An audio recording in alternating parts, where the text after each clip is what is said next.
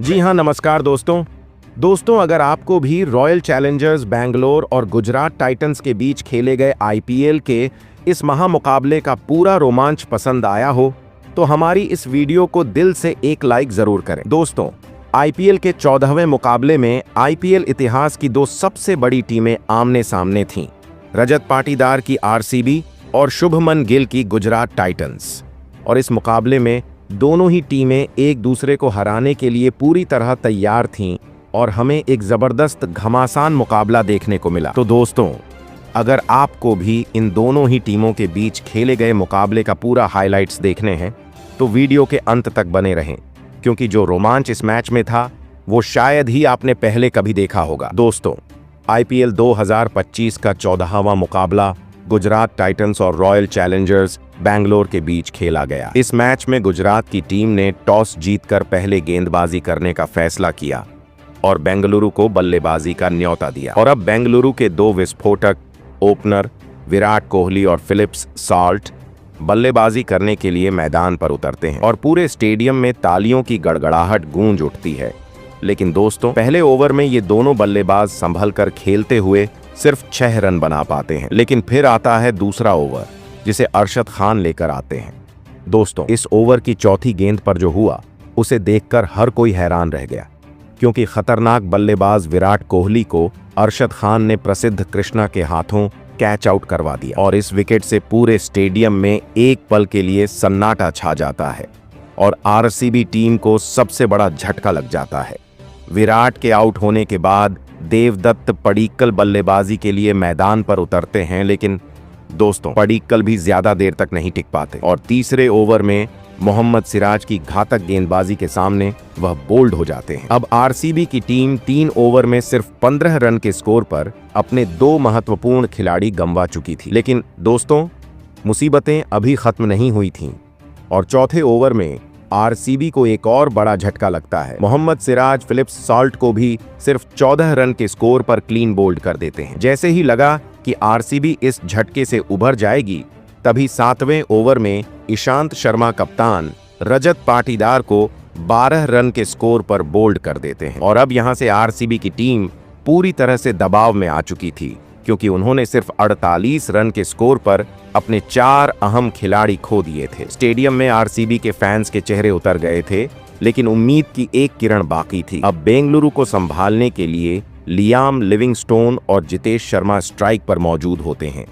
दोनों बल्लेबाज किसी तरह टीम को संभालते हैं और लगातार 12 ओवर तक शानदार बल्लेबाजी करते हुए टीम का स्कोर 51वें रनों तक पहुंचा देते हैं। दोस्तों, इन दोनों के बीच 50 रनों से ज्यादा की साझेदारी हो चुकी थी, जिसने कप्तान शुभमन गिल के माथे पर चिंता की लकीरें खींच दी थीं। लेकिन क्रिकेट में कब पासा पलट जाए कोई नहीं जानता। और फिर शुभमन गिल 13वां ओवर साई किशोर को देते हैं और साई किशोर अपने ओवर की चौथी गेंद पर जितेश शर्मा को राहुल तेवतिया के हाथों कैच आउट करवा देते हैं और यह साझेदारी तोड़ दी जाती है और जितेश शर्मा 33 रनों की शानदार पारी खेलकर पवेलियन लौट जाते हैं। इसके बाद कुणाल पांड्या बल्लेबाजी करने के लिए मैदान पर उतरते हैं, लेकिन दोस्तों, यह उनकी रात नहीं थी। वे भी सिर्फ 5 रन बनाकर साई किशोर का शिकार हो जाते हैं। अब एक बार फिर से आरसीबी की टीम दबाव में आ चुकी थी, क्योंकि उनका स्कोर 116 रनों पर 6 विकेट हो चुका था।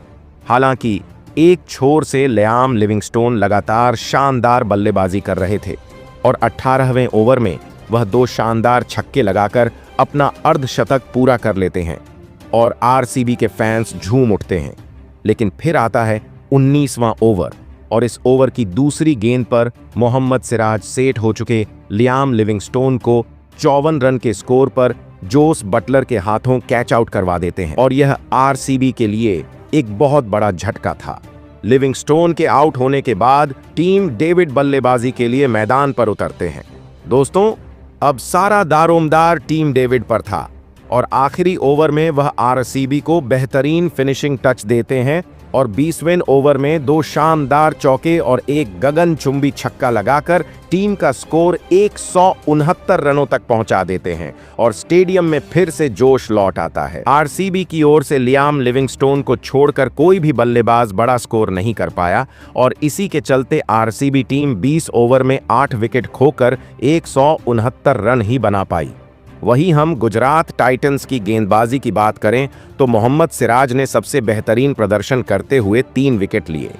वहीं साई किशोर को 2 विकेट मिले, जबकि अरशद खान, ईशांत शर्मा और प्रसिद्ध कृष्ण ने 1-1 विकेट लिया। और अब इस मुकाबले को जीतने के लिए गुजरात टाइटंस को अगले 20 ओवर में 170 रनों की जरूरत थी। और अब लक्ष्य का पीछा करने के लिए गुजरात टीम के 2 दिग्गज ओपनर बल्लेबाज कप्तान शुभमन गिल और साई सुदर्शन आत्मविश्वास से भरे हुए मैदान पर उतरते हैं और पूरा स्टेडियम रोमांच से भर चुका है।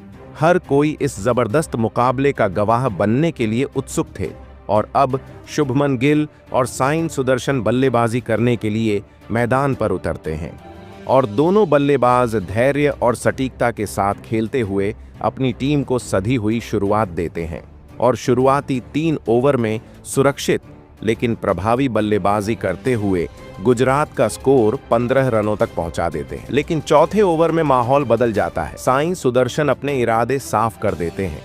एक गगनचुंबी छक्का और जोरदार चौका, पूरा स्टेडियम गूंज उठता है और गुजरात का स्कोर 26 रनों तक पहुंच जाता है। लेकिन तभी 5वें ओवर में गुजरात को बड़ा झटका लगता है। अनुभवी भुवनेश्वर कुमार अपनी कातिलाना गेंदबाजी से गुजरात के कप्तान शुभमन गिल को लियाम लिविंगस्टोन के हाथों कैच आउट करवा देते हैं। गिल 14 रन बनाकर पवेलियन लौटते हैं और गुजरात के समर्थकों के चेहरे पर हल्की चिंता की लकीरें खिंच जाती हैं, लेकिन अभी भी उम्मीदें जिंदा थीं। और फिर शुभमन गिल के आउट होते ही विकेटकीपर बल्लेबाज जोस बटलर मैदान पर आते हैं। उनके साथ मौजूद साई सुदर्शन अब और ज्यादा जिम्मेदारी से खेलते हैं। दोनों बल्लेबाजों की शानदार साझेदारी गुजरात को 6 ओवर में 42 रनों तक पहुंचा देती है और अब यहां से खेल का रुख बदलने लगता है। दोनों बल्लेबाज आरसीबी के हर गेंदबाज पर हावी हो जाते हैं। मैदान पर चौकों और छक्कों की बरसात होने लगती है। शानदार बल्लेबाजी का नजारा देखते ही बनता है और 12 ओवर के बाद गुजरात का स्कोर 100 रनों के पार पहुंच जाता है और फैंस का जोश 7वें आसमान पर होता है। लेकिन तभी जोश हेजलवुड आरसीबी को वापसी दिलाते हैं और गजब की गेंदबाजी करते हुए वे सेट हो चुके साई सुदर्शन को 49 रन पर कैच आउट करवा देते हैं। गुजरात के फैंस मायूस हो जाते हैं, लेकिन खेल में अब भी बहुत कुछ बाकी है। अब गुजरात को संभालने के लिए मैदान पर आते हैं शेरफेन रदरफोर्ड, तो वहीं दूसरी तरफ जोस बटलर पूरी मजबूती के साथ डटे रहते हैं और दोनों बल्लेबाजों की धमाकेदार बल्लेबाजी का सिलसिला जारी रहता है और स्टेडियम में शोर कानों को चीर देने वाला हो जाता है। फिर 15वें ओवर में जोस बटलर अपना अर्धशतक पूरा करते हैं। पूरा मैदान तालियों और जयकारों से गूंज उठता है और अब यहां से गुजरात को जीत के लिए 30 गेंदों में 36 रनों की जरूरत होती है और बटलर और रदरफोर्ड अपनी जबरदस्त बल्लेबाजी जारी रखते हैं और 18 ओवर तक गुजरात का स्कोर 150 रनों तक पहुंच जाता है और अब सिर्फ 20 रनों की जरूरत होती है 18 गेंदों में। और फिर जोस बटलर अपना असली जलवा दिखाते हैं और धमाकेदार छक्के और चौके लगाकर अपनी टीम को जीत दिला देते हैं। स्टेडियम में हर कोई अपनी सीट से उछल पड़ा और गुजरात टाइटंस ने 17.5 ओवर में 170 रन बनाकर यह मुकाबला अपने नाम कर लिया। जोस बटलर ने 39 गेंदों में 73 रन की तूफानी पारी खेली और नाबाद रहे। वहीं शेरफेन रदरफोर्ड भी 30 रन बनाकर नाबाद लौटे और इस शानदार जीत के साथ गुजरात टाइटंस ने अपना दमखम साबित कर दिया। फैंस का उत्साह चरम पर है और स्टेडियम में गुजरात की जीत के गूंजती हुई आवाजें सुनाई दे रही हैं। तो दोस्तों, क्या ये मुकाबला आपके दिल की धड़कनों को तेज करने वाला था? कमेंट करके जरूर बताएं और अगर आपको यह वीडियो पसंद आया हो तो चैनल को सब्सक्राइब करना बिल्कुल न भूलें। तब तक के लिए धन्यवाद। मिलते हैं अगले रोमांचक मुकाबले में।